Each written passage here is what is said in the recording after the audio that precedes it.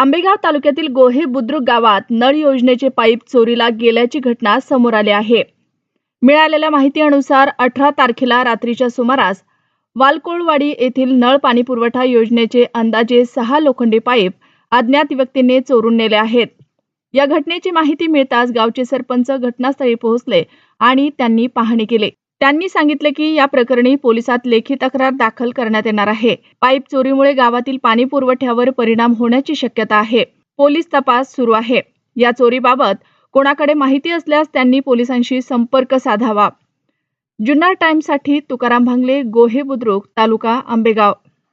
ते आमची पाण्याची पाईपलाईन आहे ना, ग्रामपंचायतीने केलेली पूर्वी 10-20 वर्षापूर्वी की आमच्या वाळकोवाडीमध्ये जे पोखरीचं पाणी येत होतं पूर्वी त्या विठ्ठलवाडी टाकीतून, तर ती जी लाईन आहे तर काही हार्ड भाग असल्यामुळे त्या ठिकाणी खडकावर ओपन लोखंडी लाईन टाकून पाईप नेले होते। परंतु आज रोजी मला असं कळलं की आमचा पाणी कर्मचारी संतोष भवारी यांनी सांगितलं की आजची जुनी लाईन आपली पाईपलाईन ही लोखंडी आज रोजी या ठिकाणी कुणीतरी अज्ञात विस्माने उकळून नेलेली आहे।